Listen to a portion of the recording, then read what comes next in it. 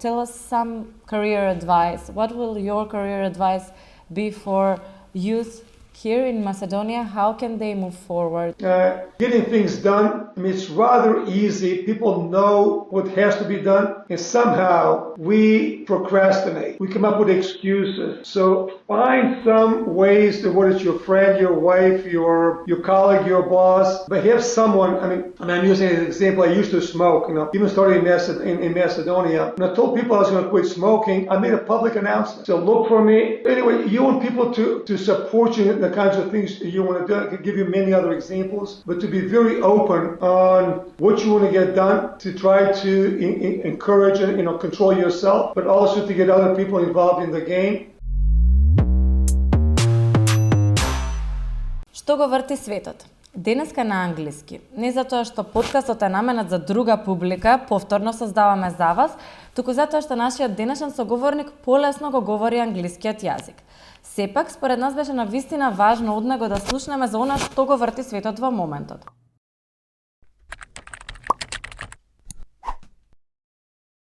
Господин Мајк Зафировски е американец со македонско потекло, кој бил на водечки позиции во компании како General Electronics, Motorola Boeing и советник на претседателот на Соединетите Американски држави. Но враќа кон македонската економија преку стипендии за истакнати менаџери преку организацијата Македонија 2025. А сега ќе зборуваме за она што е иднина во оваа насока, ќе зборуваме на англиски, меѓутоа ве молам, доколку не разбирате нешто, имајте на ум дека го имаме и преводот долу, додека зборуваме. Добро? Mr. Mike, welcome. We're very, very happy and pleased to have you in What Makes the World Go Round, and I hope that you will tell us a bit more, some of your insights about what makes the world go round when it comes to innovation and just the global economy and moving forward. Hello. Ljubana, dobro jutro ili dobar den. Mislim сега dobar den во Skopje, but it was so nice to see a friendly Macedonian face, and thank you for having me. Your first question is rather broad in terms of what drives innovation, what makes the world go around. And it reminds me the first time that President Zafirovski called me back in 2002, 20 years ago. I had not met him before. He called and says, Mike, we're proud of you. Not many Macedonian-born people become presidents of a Fortune 100 company, which Motorola was at that time. So don't worry, I'm not asking for anything. But tell me, big companies, when they look to invest in countries, what do they look for? So I think I remember the answer I gave them, and I think this probably answers your question as well. What drives innovation? What drives countries to progress more than others?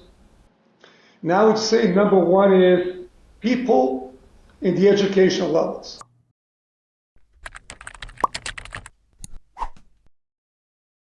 I would argue the same thing that makes the world go around is also what investors look for to invest in a country, to invest in a company, whether you're a domestic investor or outside. So I would argue the explanations are the same. Second, truly is the infrastructure within the country. Used to be physical infrastructure. Right now is much more technology. Wireless, accessibility to Wi-Fi, ability to analyze data, more and more now AI. So it's becoming much more the digital infrastructure, if you will. I would say that the rule of law and to be able to trust institutions, it's so important. If you do not, people are not going to stay there. They're going to go someplace else. That's true, and that's what's happening very often here. In that direction, I wanted to ask you, how crucial is it to invest in Macedonians' overall development, but especially the economic development? In your view, because we often hear this, that we are so close to Europe, we have so many untapped, underused potential here. What, according to you, is that untapped potential that Macedonia can further harness? Yeah, I mean, it's a great question, and we're certainly not near where we can and should be. I mean, I think citizens understand that. I think politicians understand that. Business people, journalists, the youngsters, that's why there's such a significant brain drain. People are leaving the country because there's not the view of a optimism and, if you will, even fairness in the system, which I really think that's really unfortunate, because Macedonia has so many assets, geographic location, I would say very capable people. We have lots of natural resources as well, and I do think it requires a commitment to economic and development for that to be as important as any other initiative.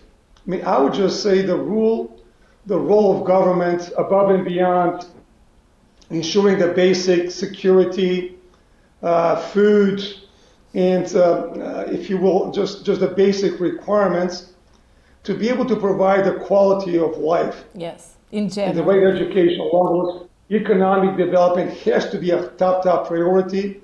Many efforts have been tried over the last 20, 25 years. Some improvements have been made, but I would argue much more has to happen. I'll just make a comment and a promise to you, if you will. The comment is Macedonia 2025 is not just only diaspora.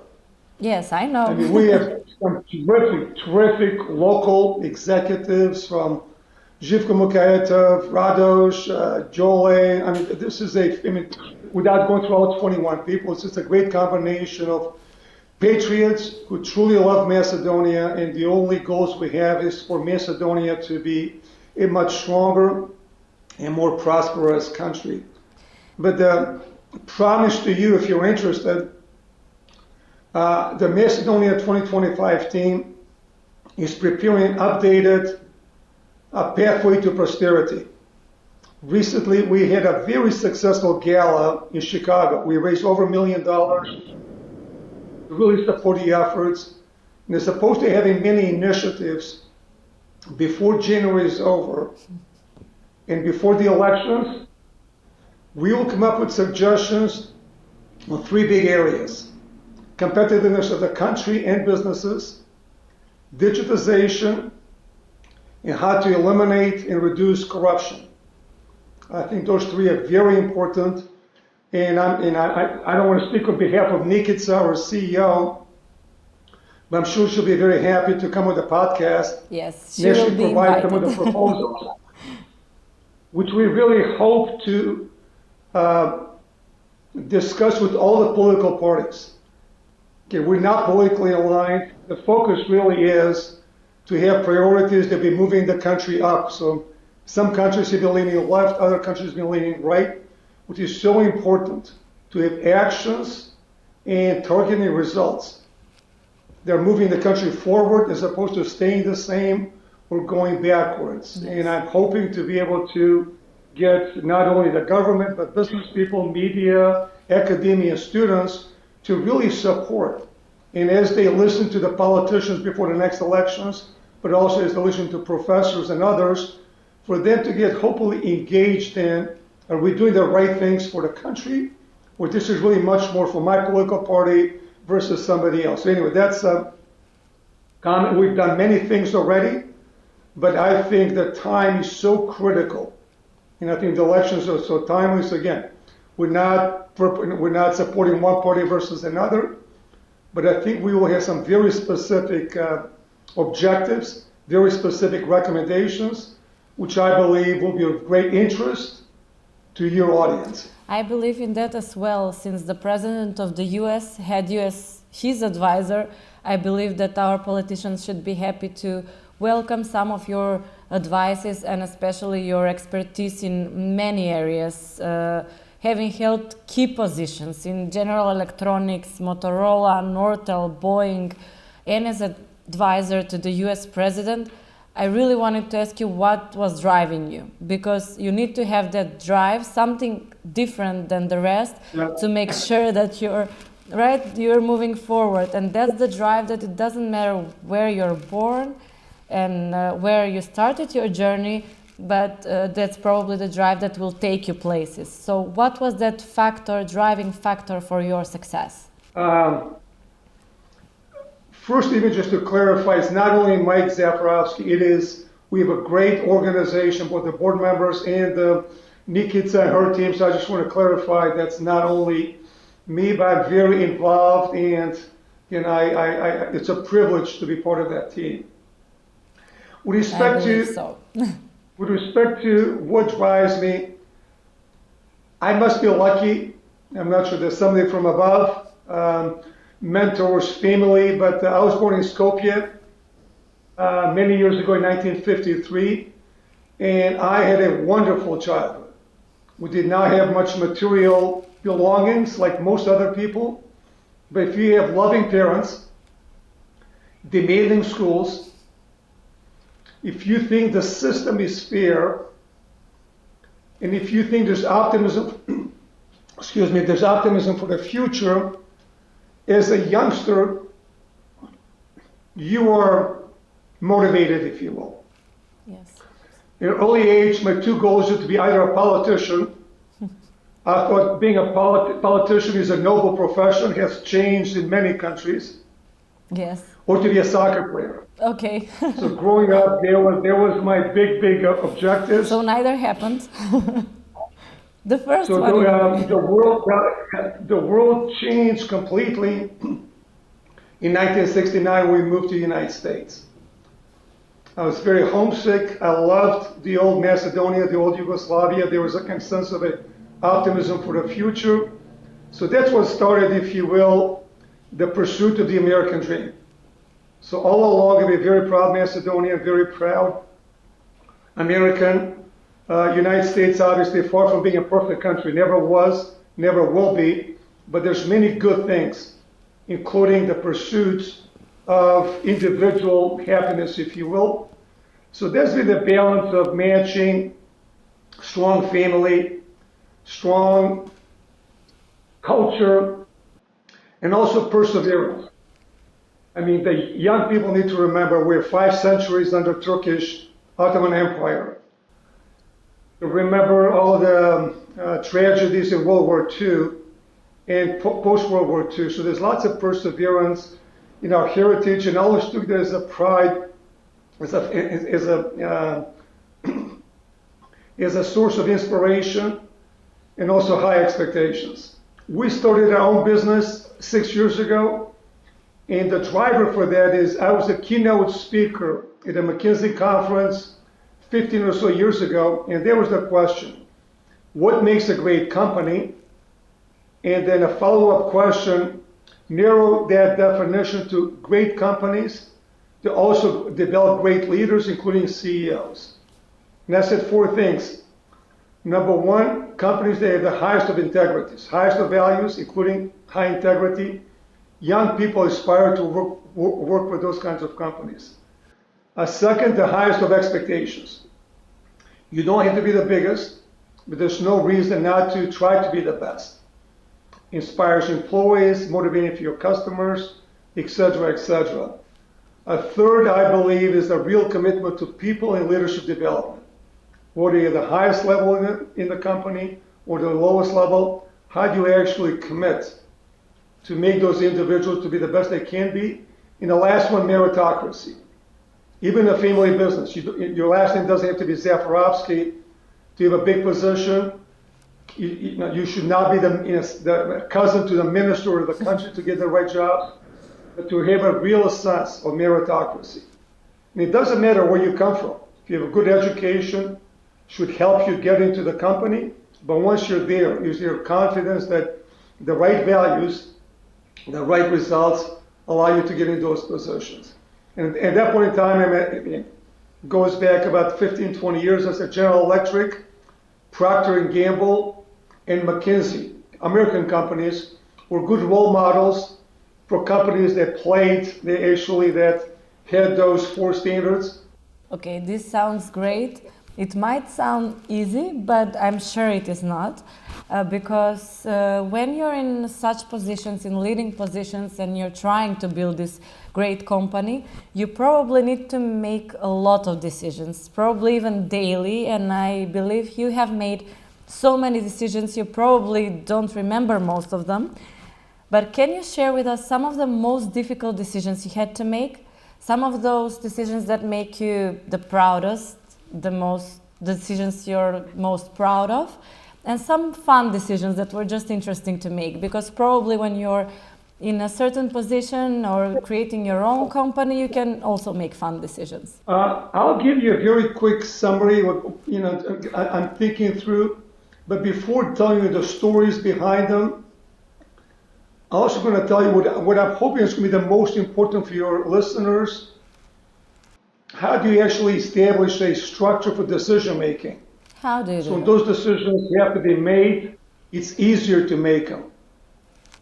So the decision is leaving General Electric was very, very difficult for me. Second, laying off half of Motorola's employees in the cell phone business, 17,000 people, was a devastating decision I had to make. And the third one, when I joined Nortel, there was a $10 billion lawsuit against the company. Previous management was fired, the board had to be replaced. I came in as the person to try to address those issues. And we had to negotiate how much money do we pay to settle the lawsuit, which would be risky for the future. So anyway, those are the three things, if you will. I'm happy to provide some feedback again, very important in my career. Very what I'm hard, most proud difficult of, decisions there. I'm not sure that Yeah. anyone can do those decisions and can make them and can live with. No, but it goes back. I mean, it goes back in the foundation. So it may take a couple of minutes to go through that, but I think once you have that, then when you come to those decisions, it is much easier, if you will, to make them. You know what people expect from you as well. In terms of what I'm most proud, I've been a CEO and president for 21 years out of 40 years, starting at age 32. And 21 out of all 21 years, customer satisfaction improved year over year, all 21 years. Employee motivation and employee engagement was up 20 out of 21 years. And we had averaged 8 to 10% growth every year for the 21 years. Wow. So in terms of it being proud, there was very, very exciting, if you will. Again, it takes a team to be able to accomplish that. And I didn't know what to expect. And frankly, I didn't think I was ready for it. And fortunately, I had a couple of months to prepare for my opening speech to 400 employees. I've talked about this before. You may have heard it, but again, some of the listeners that may have not. I mean, I even have it here. It's called the Top 6 Leadership Principles. So it's adaptable to any position I've had. But when I go in front of the employees, for them to be no surprise, I'd say that this is what you can expect from me and my expectations from you. Number one, two, always remember we're here for the customers. Delighting customers is absolute imperative. Number two, I'll do everything possible to help you fulfill all your career ambitions. I don't guarantee it. Obviously, it's a two-way street. To have a positive work environment and for you to trust me that we will be looking to upgrade your skills and to help you fulfill your career ambitions. And hopefully you'll retire from here, but if not, to use these experiences to be able to fulfill it. Number three, deliver strong financial results. Quite often, especially with younger people, I mean, the eyes would glaze to say, oh no, it's all about money. I would argue hard results allow you to be soft. What does that It mean? allows you to make investments. The hard results allow you to be soft. So you control your destiny, and you can wish well. If you do not have the results, your company most likely will not be successful, it may not exist. Fourth one, give back to communities. Even back in 1986, I thought if you're successful as a company, as an individual, it's imperative to help the community, to help people that are less privileged than you are. Number five, competing and winning. This may not sound exciting to you, but we spend so much time in the office. unless there's the level of commitment to being the best you can be, then all of a sudden the outcomes may not be positive. You need to If this look is at not it as right a place for you, competition. We need to. well, but obviously in business, I mean, I assume you have competing podcasts. You want to be more interesting than your competitors, if you will. You want to be exciting and new. So business is closest thing to sports. I mean, whether one likes it or not, my comment really is if this place is too fast for you, we'll miss you. We have a goodbye party for you. You may be happier elsewhere, but we're not going to be lowering our standards. We'll be investing to make you the best you can be. We want to be a company of people playing to our capabilities. So those are if you will, the principles. And back going to those hard decisions. I mean, I'm not sure if you have time, but I'll be happy to walk you through the decisions of leaving General Electric, or having to lay off half of the employees at Motorola at the hard time, which really propelled us to big successes afterwards. How can that?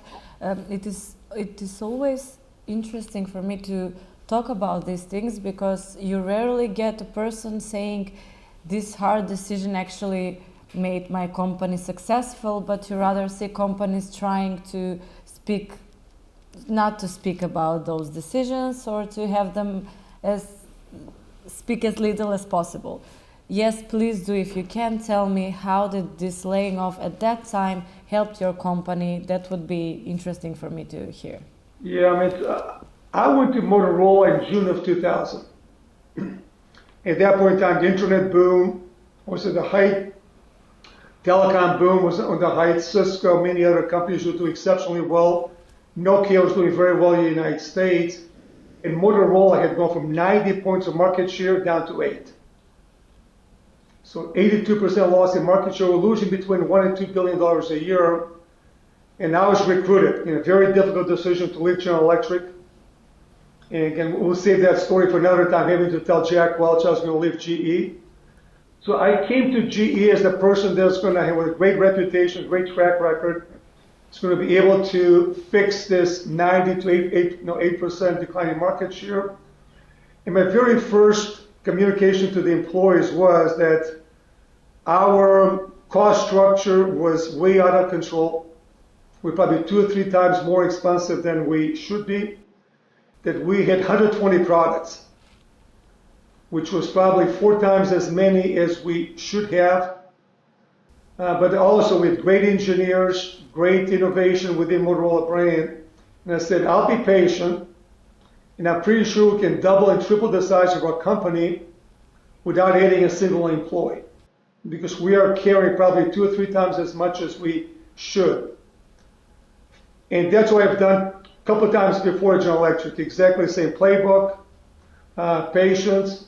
Within 4 months, as opposed to the industry growing 20 or 30% a year, there's the telecom and the internet bust. We were still losing $3 billion a year. So all of a sudden, the whole sustainability of the company was under a threat. And so there was really the decision. And by the way, I mean, you're right, laying people off is the hardest thing you can do. Now, I would also say is the biggest failure of leadership. Especially if you have to have a big layoffs, means you've made lots of bad decisions beforehand. And whether I was there or not, again, I wasn't, but if I was, a couple of times that's happened, that's without a question a misguided or some incorrect decisions. But at that point in time, you're going to have to make a decision. Is survivability of a company possible with status quo, or do you have to take that level of a decision?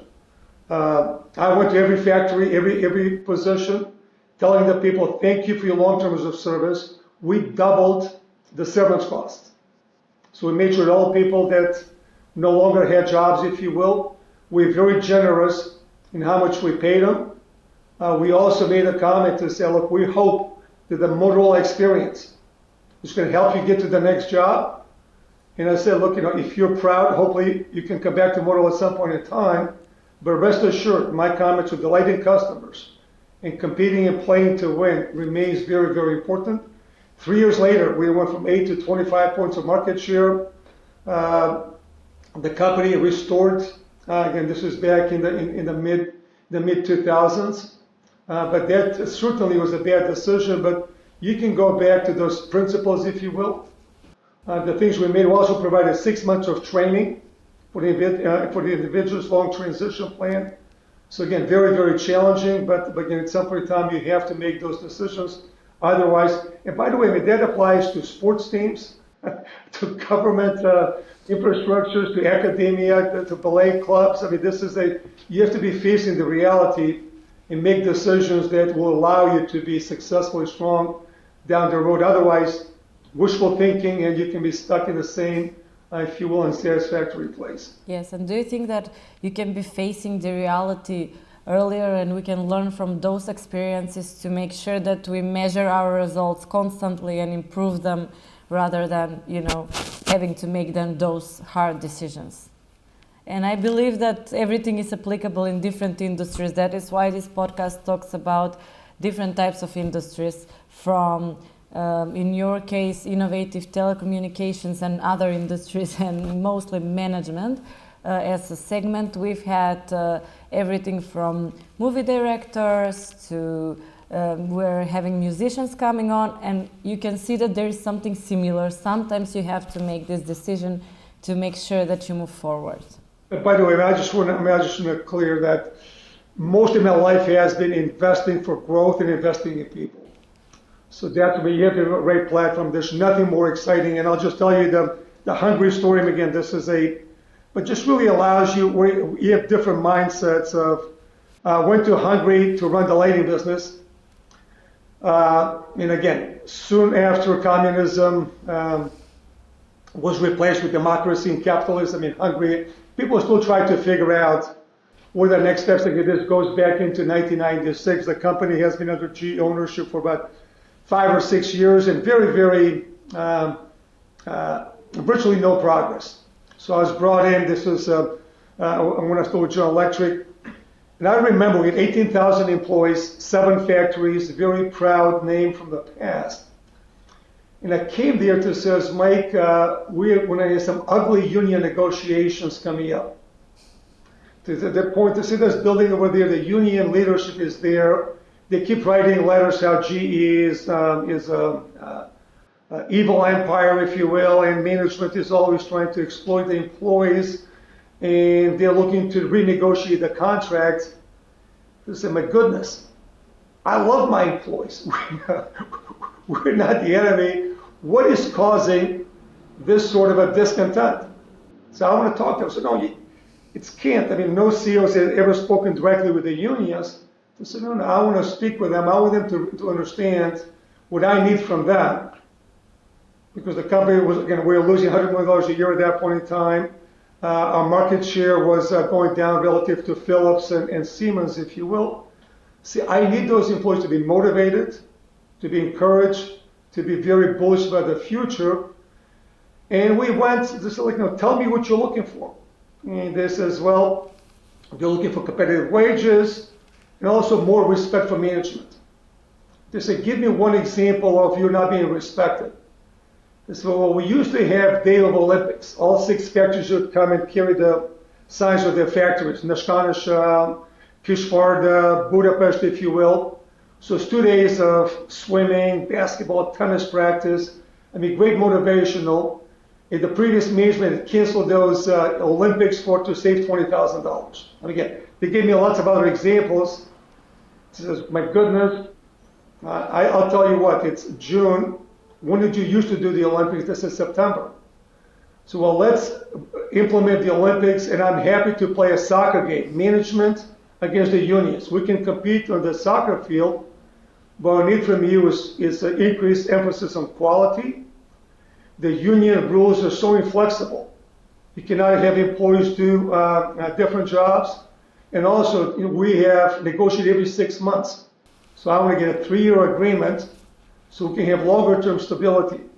But the next 3 years was just a miracle in terms of the accomplishments and driving the business forward. So again, just one example in terms of a pride and how not to have walls in communications between employees. Again, And the reason we mentioned And that it is was because also quite an often example, there's a comment, excuse me, of a fun decision, in my opinion. It was also a fun decision oh, to the fun decision is my kids came, we have 3 sons, as you know. They've never seen anything as exciting. I mean, I've been to many Olympics in Beijing. To see thousands of employees walking around the stadium. We had 3,000 people watching management play against the unions. Almost like Mexican ways, people going up and down. Management was waiting 2 minutes to go, and the game was tied. People were accusing me, we let the unions tie the game for friendliness. I mean, that was as exciting as any day. So, I mean, I can tell you many other fun things, but in terms of business, demotivation, lack of trust, and all of a sudden, everybody being on the same page, people bring their kids, all of a sudden they're proud to work for Tombstone and General Electric. I mean, there was just a, you know, maybe you can accuse me of having a not good definition of fun, but that was as exciting of a day as I've had next to having your kids or your grandkids being born. Okay, that sounds really interesting. For me, this was such a fun example of how these walls can be broken and how bridges actually can be built and should be built probably between the management and the employees. And I want to talk. We need it in Macedonia. We need it in Macedonia across the society. Again, maybe a small, inadequate example, but that's what we need in Macedonia more than anything. I completely. That is true. We need it more now than ever, I think. And I'm afraid that every election process might be a problem in that direction, but hopefully that at one time we will come together and look forward into a better future. What do you think the Macedonian economy lacks in terms of attracting investments, international investments, in terms of attracting maybe even Macedonian diaspora deposits? Just how can we attract more people to look at Macedonia as a good investment destination? And maybe how can we break those walls and make people understand that we actually do have potential, especially in people here? I mean, the comment I would make is a stronger alignment. The comments which I made to President Trajkovski a long time ago, and then Crvenkovski and Tanizaev and Gruevski and the current prime minister of the opposition, the real commitment to competitiveness of the country. I mean, it is absolutely important. And again, hopefully the next month I'm going to provide some examples of what's possible. Corruption has to be addressed. I mean, I know sometimes but you can look at any report, accession to EU, and I would agree that digitization is a major opportunity. We have too many regulations, and any time you need to get an approval, it's just too tempting, maybe for low-level people to make some additional money. And I'm not accusing, I'm not pointing fingers, but you want to eliminate temptations for corruption at all levels. So lower regulations, if you will, digitize the processes, and to have a real commitment from top down that we have to be attacking this cancer of society, which impacts so many countries. It's not just developing countries. Unfortunately, corruption has started to become involved in many countries, and let us be a beacon of if you will, of goodwill. And again, although things do not look promising, I'm the true optimist. And also, I would just say between tourism, between our ability to keep more of our young people in the country.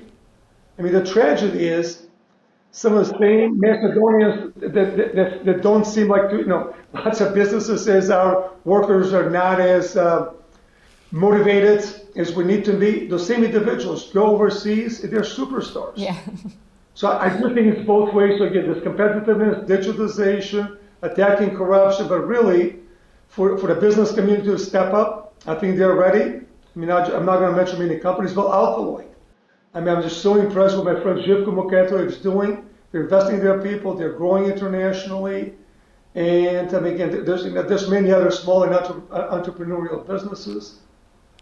But I do think this comes at a time where it's good to be optimistic, but also the reality is that the country is not moving nearly as fast as we have to. And I think the elections, and I think this, people use the word the razočaranje, and people are disappointed. I think it's even more serious than that. And that's why, I love the country. I love, this is, love for Macedonia to be a much stronger place, but I do think the level of seriousness is required. Macedonia 2025 is going to play our small part, try to advocate things that make sense, and for people to really try to put some activities, put country first, versus if this is a conservative or a progressive agenda, or if this is helping the minority population and the majority, is that there are a number of things that truly are helping all the stakeholders, and I think that's what's going to have to be achieved. And some promising stories the last 20 years, but I do think we need to become much more central. Again, where we are, central location, still the level of education is good, not as great as it needs to be, is quite appropriate, but I just do think alignment in a small country is critical. Otherwise, we'll keep being a place where none of us want to see the country we love to stay in. Yes, I don't know if you saw the last projections of the population in the country. They looked scary. They're saying that we would be, and this is the National Statistics Office, it's not just anyone sharing these numbers. Around the year 2070, there will be just 1.3 million of us if we don't do anything else, and then if we don't do anything differently to just keep these young people here.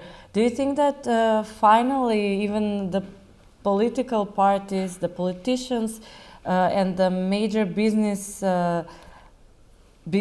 and business players, since you have met most of them, I believe, a while ago you met with the president, with Mr. Stevo Pendarovski, you have met all of the other, or most of the other presidents so I met far. the Prime Minister, Mr. Komincia, all of them. So do you think that at one point we will start focusing on this issue rather than, the political issues that we have? No, I'll give you an example of the United States. I live in Illinois, Chicago. We're losing population. California is losing population. New York State is losing population. You have Tennessee is winning. Florida is winning. Texas is winning in terms of it getting, some of those are Democratic, other places are Republican. What do you think is key? But people talk with their feet. So there's lots of small places that are booming. So I was not aware of those numbers. Not shocked. Nobody was shocked. In many places you either grow or you perish. Yes. So that's what I think. The situation is quite serious. The good thing is we're a rather small country. It's much more challenging to transform a large country or a large state. So really, you can argue if it's an upside or a downside to be a smaller one. I would argue, look at Latvia, look at Singapore, look at Ireland. Singapore is among the poorest countries in the world 60 years ago. Now it's the wealthiest country in the world. Again, so it does take political courage. It does take the academia, the students, and the businesses to really step up as well. And it's easy to point fingers. It's harder to be a role model for doing right things. And again, I'm speaking as an individual. I'm not speaking on behalf of Macedonia 2025. But we are patriots. I proudly wear the Macedonian and the American flag. Nick could say the team now that we are prepared to make our best thinking. We've helped a number of companies come to Macedonia. I think foreign investment is quite important, if you will. Just as important, they have local strong companies. There's not a single country in the world that's strong economically, that does not attract foreign investment, and have strong local businesses. It's not either or. Sometimes people may just even say, well, attracting FDI is bad or not attracting. versus you need to have a very balanced approach. And for you to be attractive, whether it's diaspora or a foreign company, or attractive to your local businesses, because your local businesses don't have to stay in Macedonia. It's becoming easier for them to go elsewhere as well. So that's why I think this agenda of a pathway to prosperity, and I'm sure the politicians will be coming up with their agendas, for people to really to be positively inclined, not to be pessimistic, but high expectations, but also to roll up the sleeves and be a part of the solution, as opposed to sitting back to say, well, now what's going to be done for me? So again, I know a little bit abstract, but I feel very passionate that change is possible, both top down, but also bottoms up. I also agree with you, and it will be very interesting if you can listen to some of our other guests. Some of their companies are already expanding in other countries. We have an example of one of our guests being one of the fastest rising companies in the US because they opened offices there. And they're doing such a great job. I will send you a link to them if you want to. There are people that are doing this, and our goal is to actually get them here to talk about how they did it and make sure that we inspire others.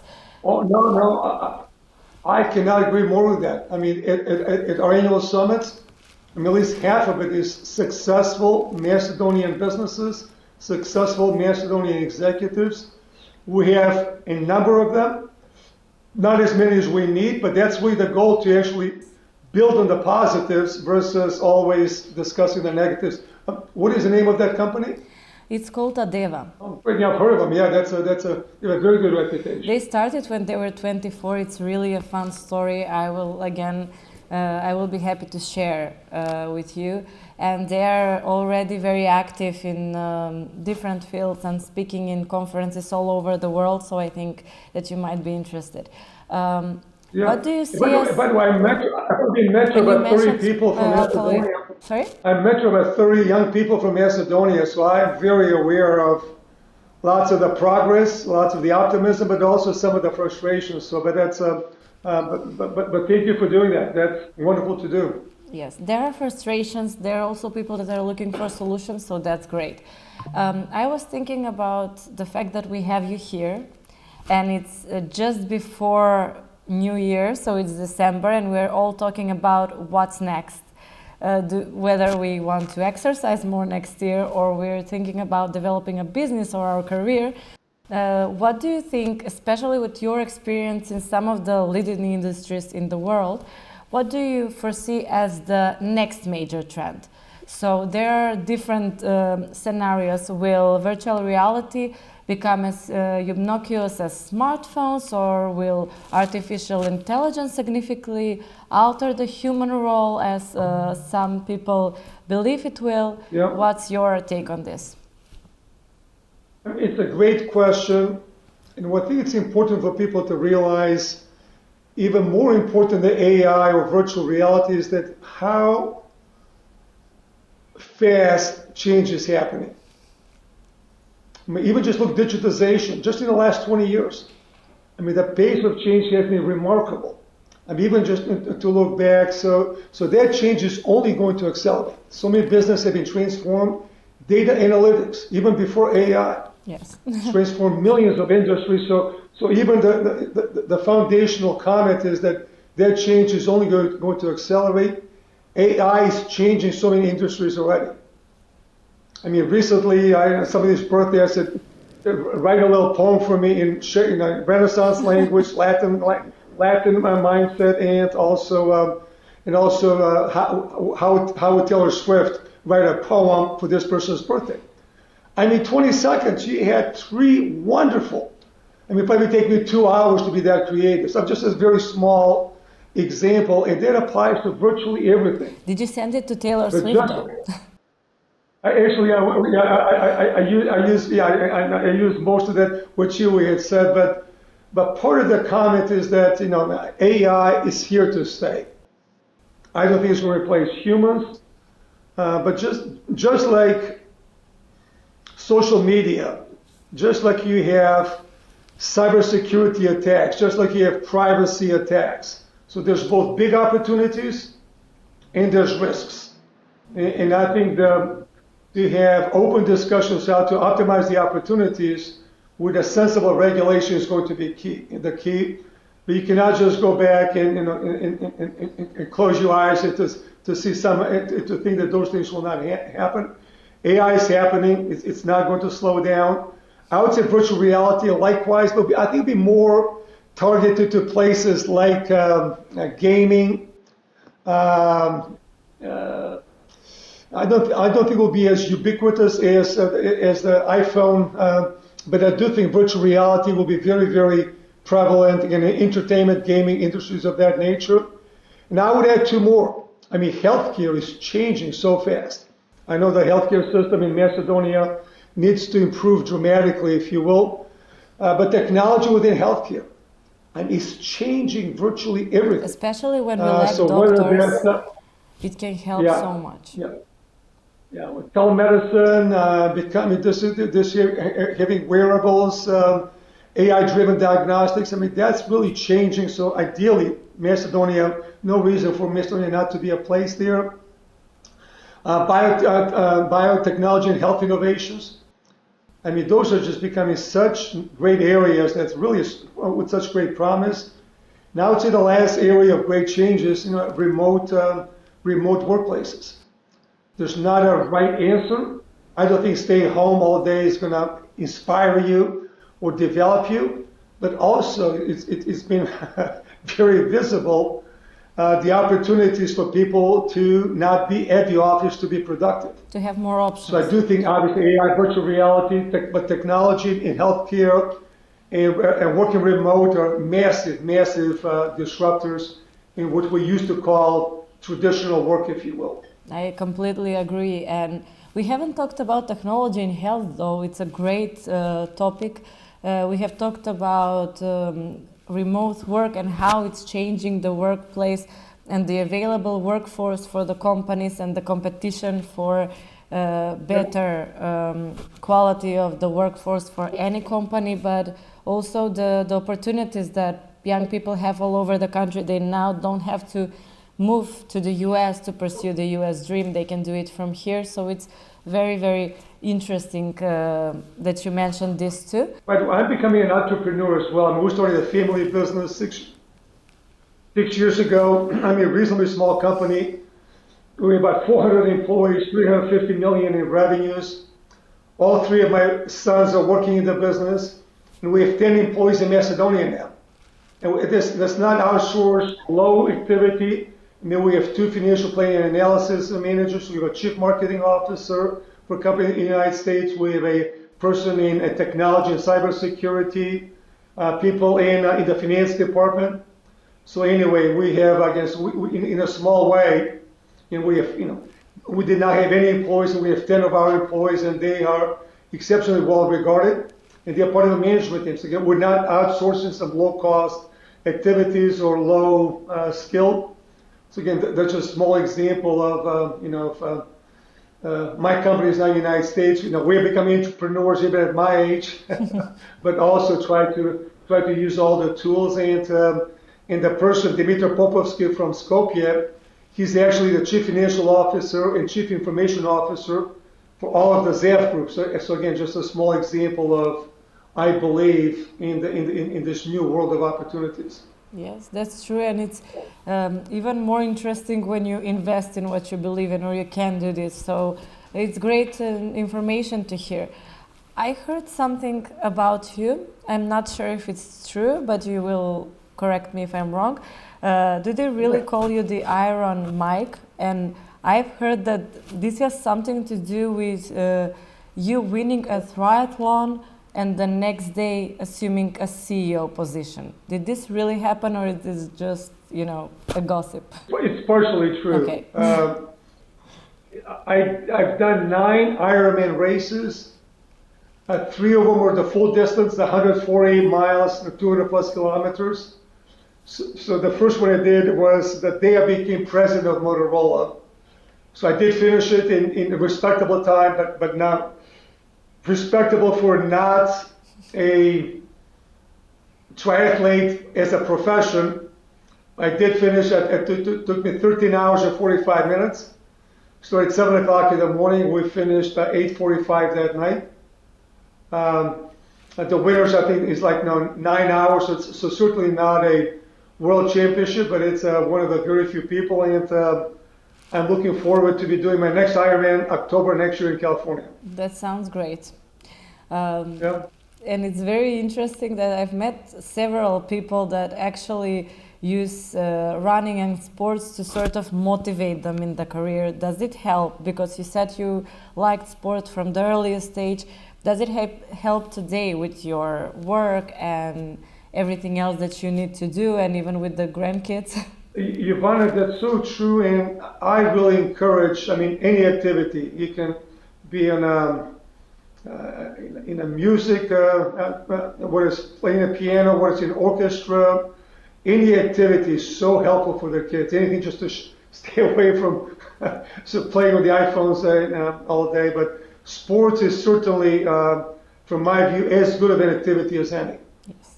And I would argue both team sports, which teach you to collaborate if you're a star or a person sitting on the bench, every plays a role, and also individual sports.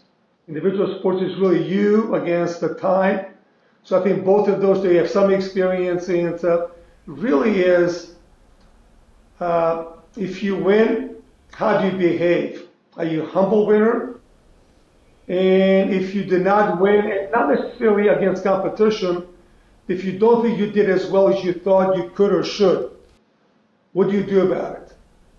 Can be very much of a motivating factor, can be very much of a demotivating factor.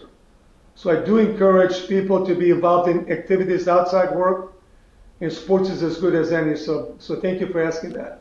That sounds great, and I think it will motivate those that will be watching now and are thinking about whether to stay in front of the television the whole day. And even though, yes, we will be very interesting to listen to, maybe it's a good idea to get up and do some other activity as well. Through your program, for the executive education program that you do with Macedonia 2025, you support Macedonian senior executives and give them scholarships. You have now a few of these Zafirovski fellows that are very active and in very good positions in the society here. How do you think they can give back to the Macedonian community, and in which way can they help our economy in excelling, let's say, and becoming better? Thank you for asking that question. Again, I keep this, I'm very proud of this group. It's 42 individuals so far. The goal for the Zafirovski Keller program is to help accelerate development of 100 already promising executives and to accelerate their path to become CEOs or senior executives in their companies. At least half of the 42 so far have become CEOs, and the view really was, in a country of 1.7 million people, and hopefully growing, not going down to the 1.3 million you mentioned before, we have hundreds of senior executives that bring not only the business acumen, but also the values, also the importance of involving all stakeholders in society. I think that's going to play a huge benefit. So I mentor about half of them on an ongoing basis. I'm very proud of them. And I should just point out that Macedonia 2025, we have some outstanding programs, not only for this program, which includes 4 weeks in Chicago at Kellogg Business School, which was one of the top 2 or 3 schools in the world, but we have a program for young leaders. There's a program for women in science. We have a program from entrepreneurs, John Bito Entrepreneurial Program. We also provide about 350 scholarships through Mitra Kotarovsky, the Blitznikov program for young engineers. They may be socially and economically disadvantaged. So for the last 15 years, we have done an enormous amount of activity on the leadership front, where, again, I'll go back to the pathway to prosperity, and we think this is going to be very helpful. I do think the importance of actually elevating, maybe to become a little bit more vocal, not only what we can do, but also to inspire, encourage, and sometimes even shame people to do what they really should be doing for the country. So again, on one hand, those programs, and I know you know Nana, I mean, she does a fabulous job with all the education programs. We're looking to do more education programs, to do many other things. But again, I'm not separating those, but they are, you know, distinct activities. And again, but I'll go back in the pathway to prosperity. You need growth in the country to prosper. I think those individuals are going to be enormously successful. 99% of them have stayed in Macedonia. That's a But good it's not a success, guarantee. great success. That's not a guarantee. I mean, that's why the importance of really coming up so almost as a national consensus. What do we have to do as a country to really move forward? Yes, and it sounds amazing what the Kellogg Business School has done so far through these scholarships. I know the names of some of these 42 people, and some of them are very active and vocal, and I expect most of them to actually do that, because we can hear a lot from them, we can learn a lot from them. Future managers also can. So that sounds great, and I know most of the programs, whether through NENA or through the collaboration we have with Macedonia 2025, or just through media, they're very active and very popular, which I think it's also important, so more and more people can join. I will be going... Ivana, a suggestion for you, you should have some of those people in your program. Yes, why not? I can inform them. But I just do want to clarify. This is one of many programs we have. I know. They all driven with the same professionalism. What are we trying to accomplish? We've made some modifications, and I have the highest regard for those individuals. We have high expectations from them. Again, some programs actually say, for you to benefit from this, you have to stay in the country. I thought I'd rather inspire and encourage the people versus making some sort of a forced, if you will, agreements. And again, so far, and then most of them try to leave. Well. Sorry, it's great that you decided to let them have the choice, but also, be inspired to stay and make a change. And some entrepreneurs often say that when you have a lot of problems, then that's a great place to start, because that's what entrepreneurs should do, solve problems. So you're very right, yeah. Because most of the people that are watching this podcast so far, maybe we will expand to different audience, but at this time we have young professionals, so people from 25 to 35 years old and others that are forever young. I will ask you to sort of tell us some career advice. What will your career advice be for youth here in Macedonia? How can they move forward, and in which ways they can move their careers ahead? This is probably the easiest question. I keep updating this one page. I speak quite often to young people, high school, colleges, and business schools. And I firmly believe this is as applicable in Macedonia as it is in United States, China, can be Israel, can be Latvia, can be Indonesia. But the first one is to really have a foundation. And I don't mean to go back on the comments, but those top 6 principles, and to have a strategy of for you to know what you do, for you to be able to describe it, is so important. And again, what are decisions for what to invest or making difficult decisions makes it much easier. Second, leadership is a privilege, and for you to enjoy it. I know there's lots of hard decisions, but if you have your own business, you choose who you speak with, you choose what you do. And it's a hard role, but even just to truly look at leadership as a privilege, to aspire to it, but ideally to be a servant leader. Always put employees and customers ahead of you. Next one, getting things done. It's rather easy. People know what has to be done, and somehow we procrastinate. We come up with excuses. So find some ways to, whether it's your friend, your wife, your colleague, your boss, but have someone. I'm using an example. I used to smoke, even starting in Macedonia. when I told people I was going to quit smoking, I made a public announcement. So look for me. Anyway, you want people to support you in the kinds of things you want to do. I could give you many other examples, but to be very open on what you want to get done, to try to encourage and control yourself, but also to get other people involved in the game.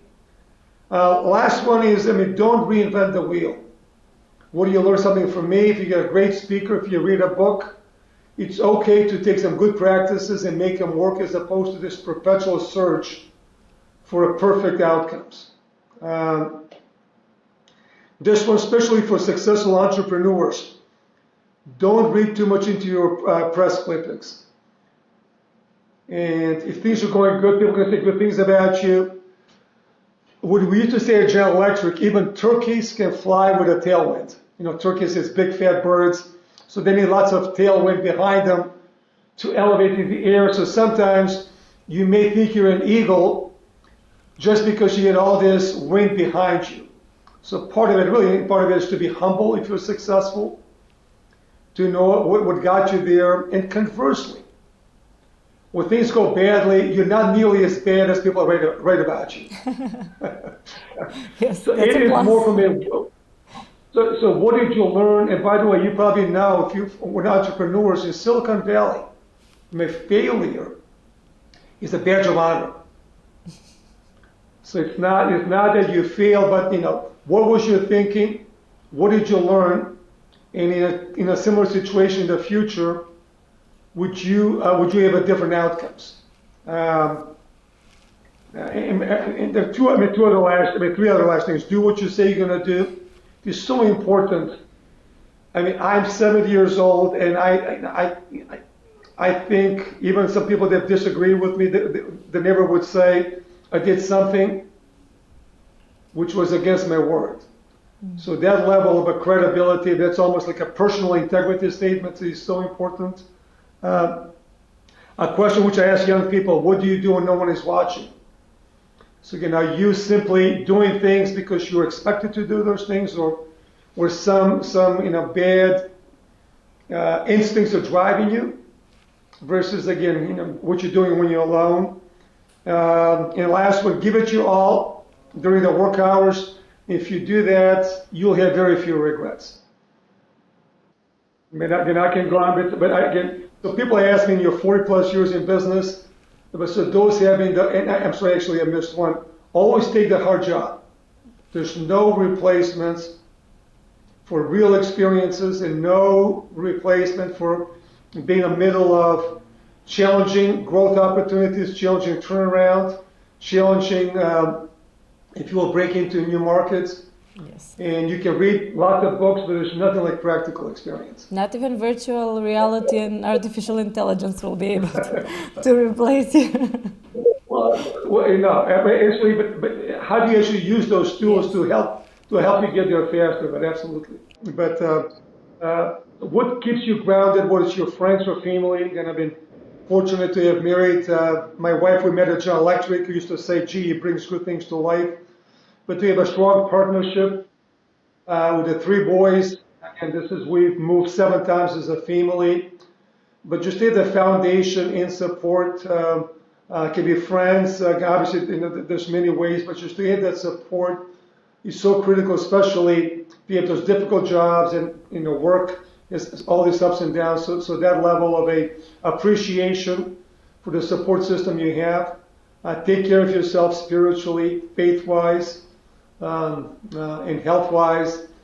And I don't know, I have 15 or 20 things here to what to suggest to entrepreneurs, but I think we've gone more than enough. I would just ask them to come to the next summit. There's so many inspirations from Macedonia and all over the world. I ask you you and your readers to look at the Pathway to Prosperity. By design, it's not going to be many, many pages. We'll try to focus on a few things in those 3 areas. And again, this is lots of times people take trends, and if the trend is decline in the population, it's going to happen unless there's some sort of a change.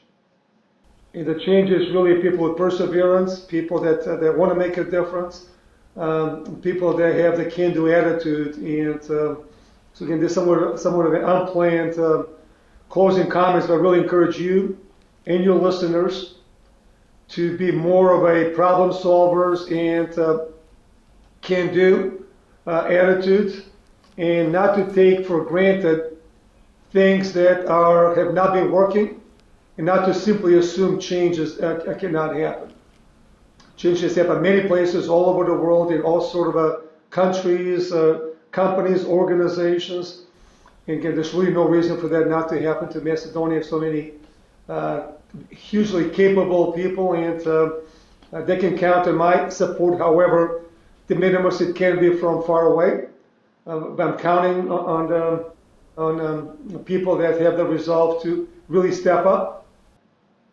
And again, I always get inspired with programs that really are trying to educate, inspire the next generation, also provide a forum for exchange of ideas. So thank you for doing this. If you want to share something else about or some motivational, something from that page for the entrepreneurs, we can do that as well. I mean, obviously, I'm not sure if you know, but the three things again, they were under the concepts of personal development, if you will, to really build a strong network, to seek mentorships, and lots of things which I think are pretty basic, but so important. Character being the second broad area. I mean, nothing replaces character.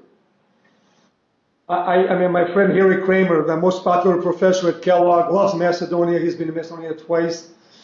But he says it's a slippery slope. Once you go, sometimes it's easier to be 100% consistent. If you have one slip to say, well, it's 98, 99% before you know you're the slippery slope. So the character, resilience, and perseverance. And to be adaptable. In a small country, you have to be adaptable, to embrace innovation, to adapt to change, to keep your eyes open on risks, the cybersecurity. Lots of bad characters out there. So even as you're pursuing your business in technology, look for those possible pitfalls. And it's always focusing on the customers and what problem you try to solve. People quite often fall in love with technology. So sometimes, an entrepreneur says, Mike, let me show you this, this application. And I said, well, I said, look, does it solve problems? For me to say, I love the application and $5 will buy you a cup of coffee at Starbucks, whom do you want to see? If you want to see a chief marketing officer, if you have a chief supply chain officer, what is the problem you're trying to solve? And go see him. Spend less time, just yourself. And that's focusing on the business model and what the value is versus falling in love with technology. It's a common pitfall for many entrepreneurs. And I'll just finish with giving back to community. I mean, just to be able to listen to your programs. I mean, sometimes people always think this is who is privileged, if you will. But most of us have an opportunity to mentor others, to help with time, talent, and treasure. And when Macedonia 2025 started, was I was probably working on 100 hours a week at Nortel. But John Bitov Sr. asked me to do that. The Prime Minister at that time asked, can we help? So things that actually are important, you find time, whether it's your family, whether that's your country, whether you want to help some underprivileged.